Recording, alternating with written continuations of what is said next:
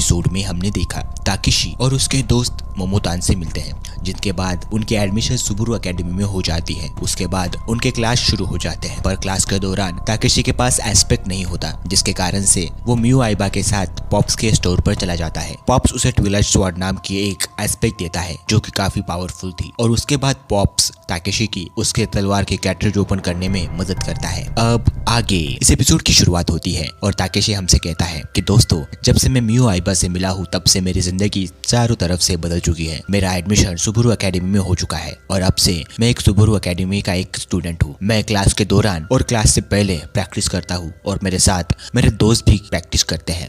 इसके बाद हमें दिखाया जाता है कि ताकेशी मैदान पर ट्रेनिंग कर रहा होता है। वो अपने कैटरेज को ओपन करने की कोशिश कर रहा होता है, पर फिर भी उससे कैटरेज ओपन नहीं हो पा रहा होता। ताकेशी कहता है कि मैंने पॉप्स के यहाँ तो ये कितने आसानी से कर लिया था, पर अब वो मुझसे हो नहीं रहा, पर मुझे जल्दी ही इसे सीखना होगा कि कैटरेज को ओपन कैसे करते हैं। तभी उसका ध्यान उसी के पास के ट्रेनिंग कर रही इसोशिमा पर जाता है, जो कि अपनी शेप शिफ्टिंग मैजिक से अपने शरीर का आकार बढ़ा रही थी। ताकेशी नोटिस करता है कि उसके आसपास के लोंडे उसे घूर रहे हैं। इसके लिए ताकेशी उसे आवाज लगाकर कहता है, इसोशिमा, तुम अपना आकार बड़ा क्यों कर रही हो? छोटा करो, उसमें तुम्हें ज्यादा अपनी शक्तियों का यूज करना पड़ेगा। इसोशिमा ये सुनकर ताकेशी से कहती है, तुम्हें क्या लगता है कि मुझे अपना आकार छोटा करना चाहिए ना कि बढ़ाना? इन दोनों की बातें चल रही होती है। उसके बाद हमें ईडा दिखाया जाता है, जो कि अपने पावर को यूज कर रहा है। तभी वो अपने पावर को ओवरफ्लो कर देता है और यहाँ पर आग लग जाती है। चारों तरफ धुआं फैल जाता है और तभी ताकेशी ईडा से कहता है, यार तूने फिर से आग लगा दी। ईडा कहता है कि यार मुझे कंट्रोल नहीं हुआ। तभी यहाँ पर कहती है कि तुम्हें अगर अपनी पावर को यूज नहीं करना आता तो मत किया करो, तुम्हारी वजह से मेरे बाल जल गए। ईडा उसकी मजाक उड़ाते हुए कहता है, अगर ऐसा है तो तुम अपने बाल काट दो, वरना वो और चलेंगे।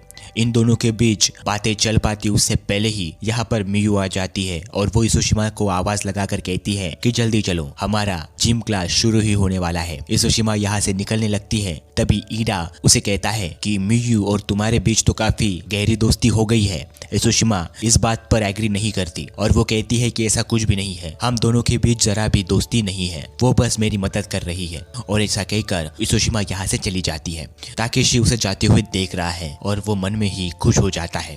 अब सीन शिफ्ट होता है और अगले सीन में हमें दिखाया जाता है जिम क्लास का सीन, जहाँ पर मियू और इसोशिमा अपने कपड़े चेंज कर रही होती है। तभी मियू अपने पास के 2 टिकटें अपने हाथ में लिए इसोशिमा से कहती है, इसोशिमा, मेरे पास 2 टिकटें हैं मैजिक डायन की, तो क्या तुम मेरे साथ चलोगी? इसोशिमा को वो एक्सप्लेन करती है कि मैजिक डायन वो डायन है जो हमें अपना भविष्य बताती है। मेरे पास 2 टिकटें हैं, तो उनमें से 1 टिकट मैं तुम्हें दे दूंगी, तो मेरे साथ चलोगी? इसोशिमा ये सुनकर रूड तरीके से कहती है कि मैं तुम्हारे साथ कहीं भी नहीं आऊंगी, तुम अकेले चली जाओ। मियू नाराज होती है, पर अपने चेहरे पर वो मुस्कान लाती है और कहती है कि इसोशिमा, अगर तुम्हें ऐसा लगता है कि ये एक फेक ट्रिक है तो ऐसा नहीं है। उस डायन ने हमारे यहाँ के कई प्रेमियों को मिलाया है, और वैसे भी वॉयलेट टीचर ने मुझे ये 2 टिकटें दी है, तो ये सच ही होंगी। इसोशिमा सोच में डूब जाती है कि अगर इससे प्यार मिल जाता है तो मैं इसे ले सकती हूँ, और इसोशिमा कहती है कि ठीक है, दो मुझे। मियू इसोशिमा को वो टिकटें देने लगती है। तभी इसोशिमा का ध्यान मियू के चुन्नू मुन्नू पर चला जाता है।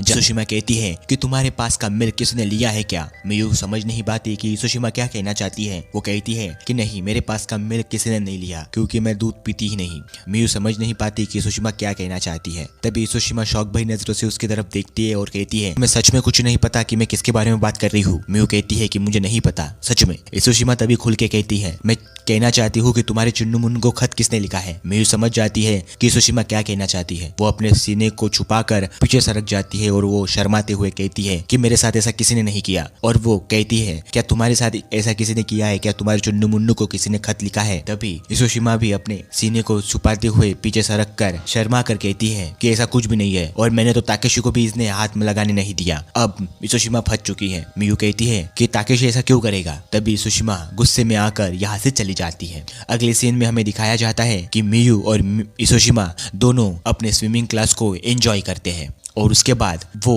अपने स्विमिंग कॉस्ट्यूम लिए यहाँ से जाने के लिए निकलते हैं। ये दोनों साथ में चल रहे होते हैं पर दोनों एक दूसरे को नहीं देखते क्योंकि वो एक दूसरे से सलमा रहे थे। उसके बाद उनके पास इडा और टाकेशी आ जाता है। इडा इन दोनों को देखकर उनसे कहता है तुम दोनों गुलाबी गुलाबी नजर आ रहे हो, क्या कुछ प्रॉब्लम है?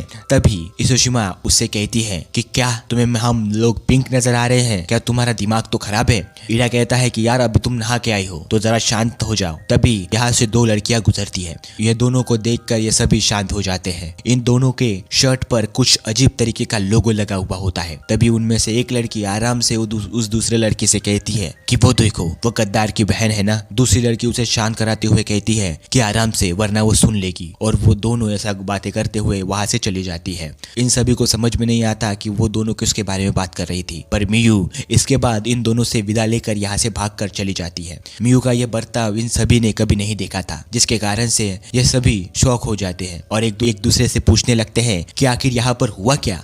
तभी इन सभी का जवाब लेते हुए यहाँ पर एक सेंसे आ जाते हैं जिनका नाम इतोजे सेंसे था। वो इनसे कहते हैं कि वो दो लड़कियां शायद विजार्ड ब्रेस की मेंबर थी। इन सभी ने विजार्ड ब्रेस का नाम नहीं सुना था और इसके बारे में हिस्ट्री भी नहीं उन्हें पता थी, जिसके कारण से सेंसे उन्हें एक जगह पर लेकर चले जाते हैं और उसके बाद उन्हें बताना शुरू करते हैं कि हमारे यहाँ करीब 50 कमिटीज हैं, पर उनमें से सिर्फ 7 कमिटीज मेन कमिटीज हैं जो कि इंटरनेशनल लेवल पर वोट कर सकती है। उन 7 कमिटीज के नाम है विजार्ड ब्रेस, इक्लिप्स, क्लबोज, एंशिएंट पेंटाग्रॉन, स्पिरिगान, बिशप ऑफ कैंपलेट और आखिर है फिनिक्स। और ये सारी कमिटीज में विजार्ड ब्रेस इनकी लीडर है। और जो आखिरी कमिटी आती है वो है गोस्ट टेलर, पर गोस्ट टेलर इन 7 कमिटियों की दुश्मन है। और अभी तुम्हें पता होगा कि मियू का भाई अभी गोस्ट टेलर के साथ काम करता है, जिसके कारण से विजार्ड ग्रुप के मेंबर मियू को एक गद्दार समझते हैं और गद्दार नाम सुनकर ताकेशी अपने फ्लैशबैक में चला जाता है।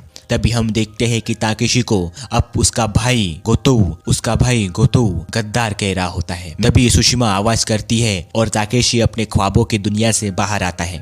इसुशिमा सर से कहती है कि हमारा क्लास शुरू हो गया है और वो इन दोनों को लेकर यहाँ से चली जाती है। अब अगले सीन में हमें क्लास का सीन दिखाया जाता है जहाँ पर कुछ लड़के इसुशिमा की तस्वीरें खरीद रहे होते हैं। तभी यहाँ पर ताकेशी आता है और इन सभी को देख लेता है। ताकेशी उनके पास जाकर उनसे कहता है कि इसुशिमा को ऐसी चीजें पसंद नहीं है, अगर मैंने उसे बता दिया तो तुम्हारी शामत है। तभी इनमें से एक लड़का कहता है क्या तुम उसके बॉयफ्रेंड हो जो उसके बारे में ये सब बातें कर रहे हो? तभी ताकेशी थोड़ा ब्रेक लेता है और कहता है कि हाँ हम दोनों साथ में डेट कर रहे हैं। और वो डेट वाली लाइन मियू भी सुन लेती है क्योंकि मियू भी अभी अभी यहाँ पर आ चुकी है। तभी ये सुनकर यहाँ के सारे लड़के उसकी फोटो वहीं पर रख के वहां से चले जाते हैं। ताकेशी उनके जाने के बाद वो फोटो अपने पास इकट्ठा करने लगता है, पर तभी उसका ध्यान मियू पर चला जाता है। मियू देखती है कि ताकेशी का ध्यान उस पर चला गया है। तभी मियू ताकेशी के पास आकर कहती है कि ताकेशी तुम और इसुशिमा साथ में डेट कर रहे हैं, सॉरी मुझे ये नहीं पता था। और ऐसा कहकर वो वहां से भाग जाती है। अब वो यहाँ से क्यों भाग गई इसके बारे में हमें नहीं पता है और ताकेशी को भी नहीं पता है, जिसकी वजह से ताकेशी इन सब का कोई भी मतलब नहीं निकाल पाता।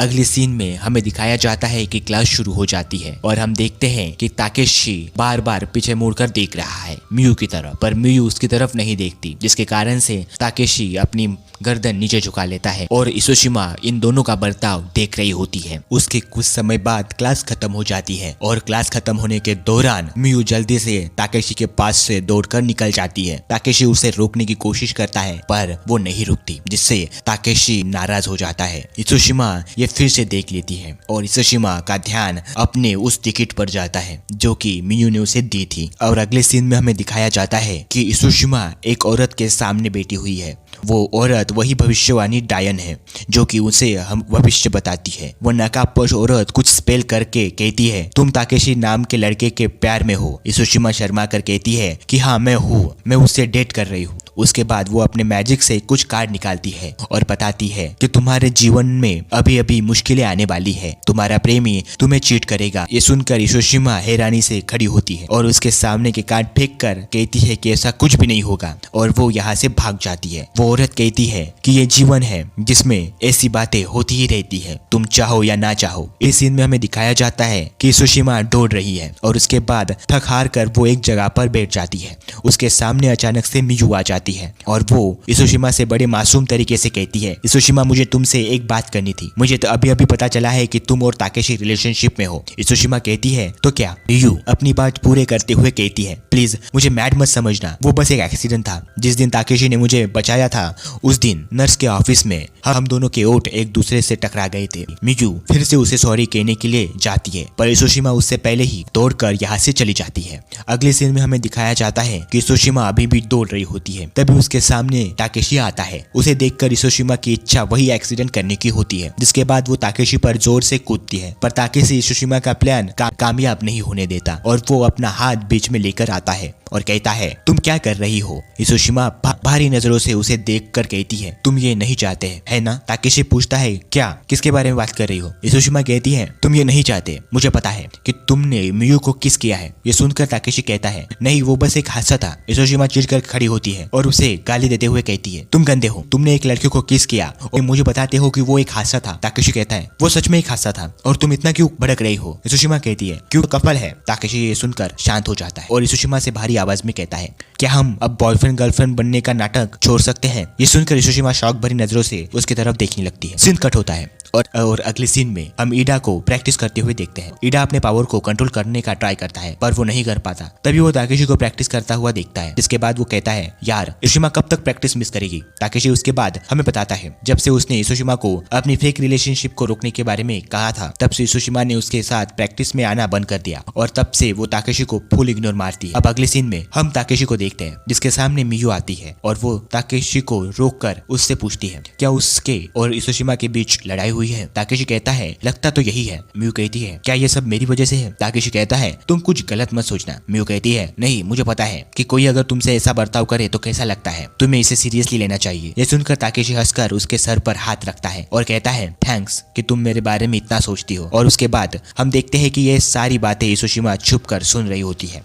और उसके बाद वो वहां से निकल जाती है और बाथरूम में आकर अपना चेहरा धोने लगती है। उसका होने के बाद यहाँ मियू आती है। मियू इसोशिमा को देखकर उससे पूछती है, तुम्हें कुछ चाहिए? इसोशिमा अपने काम का सवाल पूछती है कि थोड़ी देर पहले तुम और ताकेशी क्या बात कर रहे थे। मियू उसके बारे में बता पाती उससे पहले ही इसोशिमा फिर से बीच में दूसरा सवाल पूछती है कि क्या तुम यहाँ किसी को पसंद करती हो? मियू ये सुनकर कहती है, नहीं, यहाँ ऐसा कोई भी नहीं है जिसे मैं पसंद करती हूँ। मियू कुछ और भी कहना चाहती है पर इसोशिमा उसकी बात नहीं सुनती और वो वहाँ से निकल जाती है। उसके मन में सोचते हुए चलने लगती है कि इन दोनों के बीच आखिर चल क्या रहा है। पर तभी उसे पीछे से किसी की आवाज आती है। वो पीछे देखती है तो वहाँ एक हैंडसम बंदा होता है जो कूल लुक देकर उसे अपने साथ बाहर चलने के लिए कहता है। इसोशिमा पहले उसे बताती है कि मैं ताकेशी के साथ बाहर जाती हूँ पर वो लड़का कहता है कि मैंने सुना है कि तुम दोनों के बीच ब्रेकअप हुआ है। यह सुनकर इसोशिमा चिढ़कर कहती है, ऐसा कुछ नहीं है और अगर ऐसा होता भी तब भी मैं तुम्हारे साथ बाहर नहीं आती। और ऐसा कहकर वो यहाँ से निकलने लगती है। वह हैंडसम सदमे में आ जाता है कि इसोशिमा ने उसे मना कर दिया। वो इसोशिमा के कंधे को पकड़ता है और रोकता है पर तभी हम इसोशिमा को देखते हैं कि उस बंदे का हाथ रखने पर इसोशिमा घबरा जाती है और उसके अंदर बिजली चमकने लगती है और वो नीचे बैठकर सहम जाती है और किसी को मदद करने को बुलाती है। वो लड़का ये देखकर घबरा कर फिर से उसे छूने के लिए हाथ बढ़ाता है पर ताकेशी बीच में आकर उसे इसोशिमा से दूर रहने के लिए कहता है। वो बंदा ये सुनकर वहां से चला जाता है। ताकेशी इसोशिमा को बताता है कि वो यहाँ आ गया है, उसे डरने की कोई भी जरूरत नहीं है। और इसके बाद ताकेशी हमें बताता है कि जब से वे दोनों छोटे थे तब से ही इसोशिमा सुंदर थी और जब वो बड़ी होकर मिडिल स्कूल में गई और उसके बाद से कई ज्यादा लड़के उसे परेशान करने लगे कि वो उनकी गर्लफ्रेंड बने। इसोशिमा इन सब से इतना डर गई थी कि वो स्कूल आना ही भूल गई। उसके बाद हम दोनों ने एक प्रॉमिस किया कि हम दोनों लोगों के सामने ऐसा प्रिटेंड करेंगे कि हम दोनों गर्लफ्रेंड बॉयफ्रेंड हैं। पर हमने ये प्रॉमिस किया कि ये तब तक चलेगा जब तक हम में से किसी से प्यार ना हो जाए। ये बताने के बाद ताकेशी इसोशिमा से पूछता है कि वो कैसी है, ठीक तो है? इसोशिमा उसे हाँ कहती है कि वो ठीक है। ताकेशी इसोशिमा को मुस्कुराते हुए कहता है, मैंने तुम्हें कहा था कि हमें ये सब रोक देना चाहिए पर मैंने तुम्हें ये नहीं कहा था कि अभी रोक देना चाहिए और उसके लिए तुमने मुझे इग्नोर करना चालू कर दिया। तुमने ये जो किया है उससे मुझे काफी ज्यादा तकलीफ हुई है। इसोशिमा कहती है, क्या सच में मैंने तुमसे बात करना बंद कर दिया तो क्या तुम्हें तकलीफ हुई? मुझे लगा कि तुम मुझसे नफरत करने लगे हो। ताकेशी कहता है नहीं ऐसा कुछ भी नहीं है। उसके बाद ताकेशी को कुछ याद आता है और वो कहता है कि इग्नोर करने के मामले में गोकू सबसे माहिर है। और उसके बाद सीन शिफ्ट होता है और हम रियल वर्ल्ड में देखते हैं ताकेशी के घर में, जहाँ पर गोकू बैठकर अपनी माँ के साथ खाना खा रहा है। वो उसकी माँ से कहता है क्या ताकेशी खाना अच्छे से खा रहा होगा? उसकी माँ कहती है कि मुझे नहीं पता। गोकू कहता है मुझे लगता है कि मुझे अब ताकेशी से फिर से दोस्ती कर लेनी चाहिए क्योंकि वो मेरा भाई है। ये सुनने के बाद हम कुछ सालों पहले का वक्त देखते हैं जहाँ ये दोनों भाई एक साथ ही स्कूल जा रहे हैं, जहाँ गोकू हंसकर ताकेशी को बता रहा है कि उसके कानों पर कुछ अफवाह आई है इसोशिमा के बारे में। ताकेशी इस बात पर कोई रिएक्ट नहीं करता। गोकू आगे बात करते हुए कहता है कि ताकेशी मैंने सुना है कि तुम और इसोशिमा एक साथ डेट कर रहे हो, पर मुझे पता है कि ये सब एक रूमर, एक बकवास है, क्योंकि मुझे पता है कि तुम मुझे धोखा नहीं दोगे। ये सुनकर ताकेशी रुक जाता है। उसके रुक जाने पर गोकू पीछे मुड़ता है और देखता है कि ताकेशी रुक गया है। उसके चेहरे पर कुछ खामोशी थी। गोकू उसके चेहरे को भाप लेता है और कहता है क्या कुछ गड़बड़ है? ताकेशी अपने मन की बात उसके सामने रख देता है और कहता है कि जो तुमने सुना है वो कोई रूमर नहीं है, मैं और इसोशिमा सच में डेट कर रहे हैं। अब ये सुनने के बाद वहाँ पर सन्नाटा छा जाता है। गोकू एक सांस लेता है और वो उस पर भड़कते हुए कहता है क्या कहा तुमने? तुम्हें लगता है कि मुझे कुछ नहीं पता? मुझे पता है कि तुम सिर्फ उसकी मदद कर रहे हो क्योंकि तुम्हें छोड़कर बाकी कोई भी लड़की उसके पास ना आए, है ना? मुझे पता है और उसे भी वो पता है। पर अगर तुम्हें लगता है कि तुम इन सब के बाद इसोशिमा का फायदा उठा सकते हो तो ये गलत है। और वैसे भी तुम और वो एक साथ अच्छे नहीं दिखते, समझे? और ऐसा कहकर वो सामने चलने लगता है। ताकेशी उसे रुकने के लिए कहता है पर गोकू नहीं रुकता। तभी उनके पास से एक गाड़ी आती है और अचानक से ताकेशी गोकू को धक्का दे देता है और तब गोकू का एक्सीडेंट हो जाता है, जहां पर उसके पैर पर एक चोट लग जाती है और वो लंगड़ा हो जाता है। उसके बाद हम फिर से प्रेजेंट समय में आ जाते हैं, जहां गोकू घर में अपने आप से ही कहता है कि ताकेशी तुमने मुझसे सब कुछ छीन लिया और अब तुम यहाँ से भाग गए। अब ये सीन कट होता है और सीन शिफ्ट होता है और अगले सीन में हम ताकेशी और इसोशिमा को साथ में देखते हैं, जहाँ इसोशिमा उससे कहती है अब क्या? ताकेशी कहता है अब क्या, फिर से पहले जैसे ही रहेंगे, गर्लफ्रेंड बॉयफ्रेंड बनके। ये सुनकर इसोशिमा खुश हो जाती है और इसोशिमा ताकेशी के जेब में एक बात नोटिस करती है। उसके बाद वो उसके जेब से वो फोटो ले लेती है, जहाँ पर उसे उन फोटो में अपनी ही तस्वीर दिखाई देती है। ताकेशी कहता है कि ये मैंने नहीं लिए, वो कुछ लड़के तुम्हारी फोटो ले रहे थे तो मैंने उनसे ले लिए। इसोशिमा कहती है तो तुमने ये मुझे क्यों नहीं दिए? ताकेशी कहता है कि मैं ये देने ही वाला था। उसके बाद इसोशिमा उसके हाथों से एक तस्वीर ताकेशी के जेब में रखती है और कहती है कि ये तस्वीर तुम रख सकते हो और बाकी की तस्वीर मैं ले जा रही हूँ। और ऐसा कहकर वो फुदक कर वहां से चली जाती है। ताकेशी हंसकर उस फोटो को देखता है और ये सब मियू देख रही है और वो अपने हाथों में पकड़े हुए उस टिकट पर नजर डालती है और वो उस टिकट का क्या करती है वो हमें नहीं दिखाई देता। सीन शिफ्ट होता है और इसोशिमा अपने ख्वाबों की दुनिया में चल रही होती है। वो बस वही सोच रही होती है कि अगर मियू ने ताकेशी से पूछा कि वो उससे प्यार करती है तब क्या होगा? क्या ताकेशी मियू को बताएगा कि वो भी उससे प्यार करता है या ताकेशी मियू को पसंद नहीं करता? ये कश्मकश इसोशिमा के दिल में चल रही है और ऐसा कहकर वो आसमान की तरफ देखती है और यहीं पर ये एपिसोड खत्म हो जाता है। फिर मिलेंगे एक नए एपिसोड के साथ, तब तक हो सके तो प्लीज चैनल को सब्सक्राइब कर देना। Okay bye.